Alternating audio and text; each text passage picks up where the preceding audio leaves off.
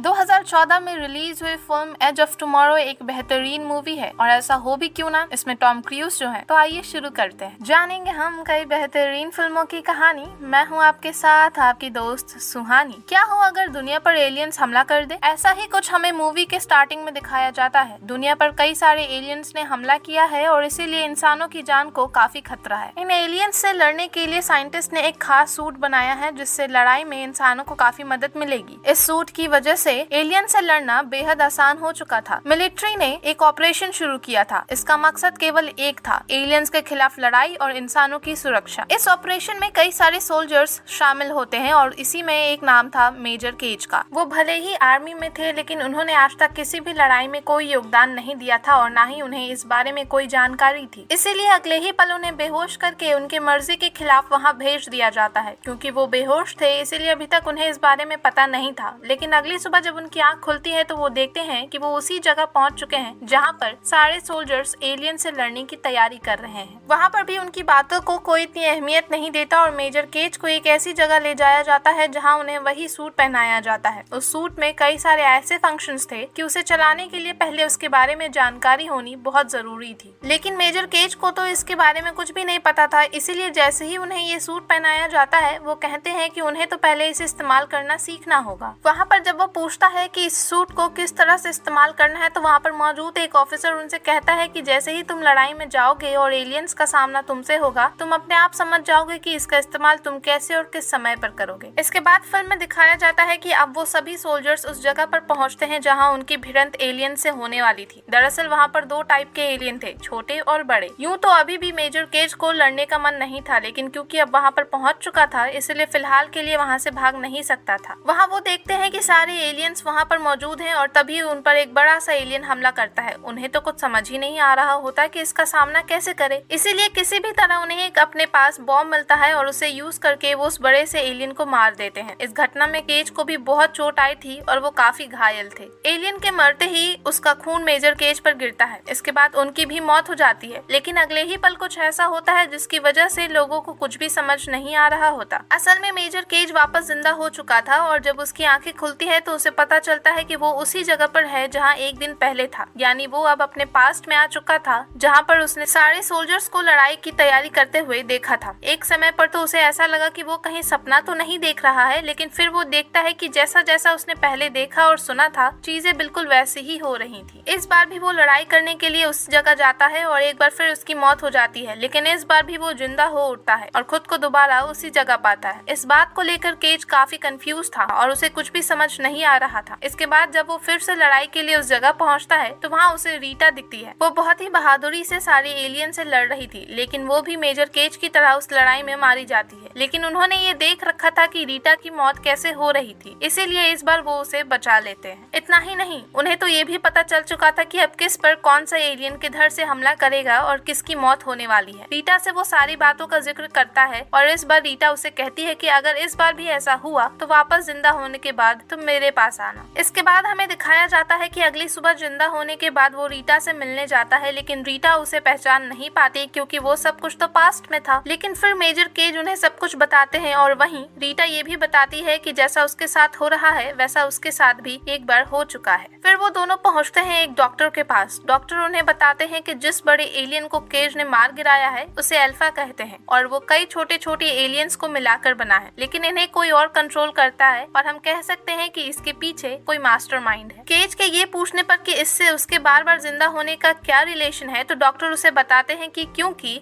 इसका ब्लड उस अल्फा के ब्लड के साथ मिक्स हो चुका है, इसलिए जब भी वो मास्टरमाइंड टाइम को पीछे करके अपने अल्फा को जिंदा करता है तो वो भी साथ में मरने के बावजूद जिंदा हो जाता है। वहीं पर उन्हें ये पता चलता है कि उस मास्टरमाइंड का नाम ओमेगा है। अब सवाल ये था कि ऐसा क्या किया जाए जिससे ये मुश्किल हमेशा के लिए हल हो जाए, क्योंकि वो जितनी बार मारे जाएंगे और वापस जिंदा होते जाएंगे उनकी मेहनत किसी काम की नहीं रह जाएगी और ना ही वो एलियंस हमेशा के लिए खत्म हो पाएंगे और ना ही लड़ाई खत्म होने का नाम लेगी। इसीलिए डॉक्टर कहते हैं कि इन एलियंस को हमेशा के लिए मिटाने का सिर्फ एक तरीका है और वो तरीका कुछ और नहीं बल्कि उस ओमेगा को मार देना था। वहीं पर मेजर केज को डॉक्टर और रीटा मिलकर बताते हैं कि उसे एक सपना आएगा जिससे उसे ये पता चल जाएगा कि वो मास्टरमाइंड कहाँ है और उसके बाद उस लोकेशन पर पहुंचकर हम उसका खात्मा कर सकते हैं। इस पर मेजर केज कहते हैं कि उन्हें तो किसी भी वॉर का एक्सपीरियंस नहीं है। इस पर रीटा उन्हें कहती कहती है कि इस बात की कोई फिक्र करने की जरूरत नहीं है, क्योंकि इसके लिए वो उसे ट्रेनिंग देगी और आगे होने वाली लड़ाई के लिए तैयार करेगी। और उसके बाद से ही उसकी ट्रेनिंग शुरू हो जाती है। लेकिन इसके दौरान मेजर केज को काफी चोट आती है, क्योंकि उसकी लाइफ में वो पहली बार था जब वो इतनी सख्त ट्रेनिंग से गुजर रहा था। जब वो घायल हो गया तो रीटा उसे जान से मारने के लिए वहाँ पहुँचती है। तो केज उससे पूछता है कि ऐसा क्यों कर रही है। तभी वो बताती है कि अगर उसे बहुत चोट लगती है तो इस सिचुएशन में या तो वो उसे मार देगी या केज को खुद की जान अपने आप ही देनी होगी। ऐसा इसीलिए क्योंकि हो सकता है कि कभी चोट लगने की वजह से उसे इलाज के दौरान खून चढ़ाया जाए तो उसके बॉडी में से बार बार जिंदा होने की एबिलिटी गायब हो जाएगी, और ऐसा कहते ही वो उसे मार डालती है। ट्रेनिंग के दौरान ऐसा कई बार होता है कि जब केज घायल हो जाता है तो रीटा उसे मार देती है। ऐसा ही करते करते उसकी ट्रेनिंग कंप्लीट हो जाती है। क्या आपको याद है कि रीटा ने कहा था कि केज को उस ओमेगा के बारे में एक सपना आने वाला है? तो बस एक दिन मेजर केज को एक सपना आता है जिससे उसे ये पता चलता है कि वो मास्टरमाइंड ओमेगा कहाँ है और किस तरीके से सारे एलियंस को अपने तरीके से कंट्रोल कर रहा है। अब वो पहुंचता है रीटा के पास, जिसे फिर से सारी बातें बतानी पड़ती है, क्योंकि केज को तो सारी बातें याद होती थी लेकिन रीटा को रोज हर चीज याद दिलानी पड़ती थी। लेकिन हर बार की तरह इस बार भी रीटा लड़ाई में मारी जाती है। लेकिन तभी एक दिन वहाँ से बच निकलकर वह दोनों गाड़ी में बैठकर वहाँ से निकल पड़ते हैं। लेकिन बीच में ही पेट्रोल खत्म हो जाने की वजह से रास्ते में एक घर में ठहरने का फैसला लेते हैं। वहाँ पर एक हेलीकॉप्टर भी मौजूद था। वहीं पर केज रीटा को ये बताता है कि ऐसा कई दफा हो चुका है कि जब हम यहाँ पर ठहरे हैं। केज को तो यह भी पता होता है कि जैसे ही वो उस लोकेशन पर जाने के लिए वहाँ से निकलेंगे उन पर एलियंस के द्वारा हमला होगा। इसलिए इस बार वो कहता है कि किसी भी तरह उन्हें यहाँ से निकलना होगा ताकि वो ओमेगा को मार सके। एलियंस का सामना रीटा करती है, लेकिन इसी दौरान उसकी मौत हो जाती है। केज को रीटा पसंद थी और इसलिए उसके मर जाने के बाद उसे दुख होता है। इसलिए आगे का सफर वो अकेले तय करता है और पहुंचता है उसी लोकेशन पर जिस जगह का उसे सपना आया था। वहाँ पर उसे ओमेगा तो नहीं मिलता, बल्कि वहाँ एक अल्फा उस पर हमला करने वाला था। वो केज के शरीर से खून को निकालना चाहता था ताकि उसके पास दोबारा जिंदा होने की शक्ति ना बचे। लेकिन इससे पहले कि ऐसा कुछ हो, केज की मौत हो जाती है क्योंकि वो पानी में कूद चुका था। इसके बाद एक बार फिर जिंदा होकर वो रीटा के पास पहुंचता है और बताता है कि वहाँ पर ओमेगा तो नहीं था, लेकिन उसने बहुत ही चालाकी से उसे वहाँ पर बुलाकर उसकी एबिलिटी को हमेशा के लिए खत्म कर देना चाहता था। तभी वो डॉक्टर बताता है कि उसकी सही लोकेशन पता करने के लिए एक डिवाइस बनाया गया है, जिसे अगर अल्फा की बॉडी में लगा दिया जाए तो हमें सब कुछ पता चल जाएगा। लेकिन अल्फा का खून भी तो केज के शरीर में था, इसीलिए अगर उस डिवाइस को उसके साथ अटैच कर दिया जाए तो मास्टरमाइंड का सही लोकेशन उन्हें पता चल सकता था। वो डिवाइस केज के सीनियर के पास था और उन्हें जैसे तैसे कन्विंस करके उसे अपने साथ लेकर केज निकल आता है। लेकिन वहाँ से बाहर आते ही उसकी गाड़ी पर गोलियों से हमला होना शुरू हो जाता है, जिससे रीटा के साथ साथ वो भी काफी घायल हो चुका था। लेकिन जब उसे होश आता है तो देखता है कि उसकी सारी मेहनत बेकार हो चुकी है, क्योंकि उसे खून चढ़ाया जा रहा था और अब अगर उसकी जान जाती है तो वो वापस जिंदा नहीं हो सकता था। लेकिन इस सब के बीच रीटा ने उस डिवाइस को उसके अंदर डाल दिया था। अब तो उसे पता था कि किस जगह ओमेगा से उसकी लड़ाई हो सकती है। लेकिन अगले ही पल रीटा वहाँ पर केज को जान से मारने आती है कि तभी वो उसे समझाकर उसे रोकता है। अब दोनों के पास सिर्फ एक मौका था और अगर इस बार वो मारे गए तो सच में उनकी मौत हो जाएगी। बाकी सोल्जर्स के साथ साथ वो पहुंचते हैं उसी लोकेशन पर। कई सारे लोग वहां मारे जाते हैं, लेकिन रीटा और केज का सामना अल्फा से होता है और तभी उन्हें ये भी पता चलता है कि ओमेगा भी वहीं पर मौजूद है। रीटा अल्फा से मुकाबला करती है और केज ओमेगा को खत्म करने के लिए पूरा जोर लगा रहा होता है। लेकिन थोड़ी ही देर बाद हम देखते हैं कि रीटा मर जाती है और क्योंकि वो उससे प्यार करता था इसलिए उसे इस बात से दर्द होता है। लेकिन अभी तक केज की लड़ाई खत्म नहीं हुई थी और ओमेगा अभी भी जिंदा था। उसे मारने के लिए केज पानी में कूद चुका था और उसके पीछे अल्फा भी पानी में जा चुका था, क्योंकि वो केज पर हमला करने वाला होता है। लेकिन इससे पहले ही वो बॉम्ब से मास्टरमाइंड ओमेगा को मार डालता है। इतना ही नहीं, अब वो अल्फा भी जिंदा नहीं था और उसका ब्लड एक बार फिर केज के ऊपर गिरता है। इसीलिए अब वो एक बार फिर से एक दिन पीछे पहुंच जाता है। उस दिन ये खबर आ रही थी कि इंसानों की जान पर से अब खतरा टल चुका है। इतना ही नहीं, अब वो सारे एलियंस अब कोई भी मुश्किल पैदा नहीं कर रहे। लेकिन अभी उसे रीटा को खोजना था और इसीलिए मेजर केज एक बार फिर से रीटा से मिलने पहुंचते हैं। लेकिन हर बार की तरह केज को तो सब कुछ याद था, लेकिन रीटा एक बार फिर सारी बातें भूल चुकी थी। इसी वजह से वो मेजर केज को नहीं पहचान पाती और इस बात पर वो हंसते हैं और फिल्म यहीं खत्म हो जाती है। आपको ये वीडियो कैसा लगा और आप आगे कौन सी कहानियों को सुनना पसंद करेंगे, हमें कमेंट सेक्शन में जरूर बताएं। और हाँ, लाइक, शेयर और सब्सक्राइब करना बिल्कुल न भूलें।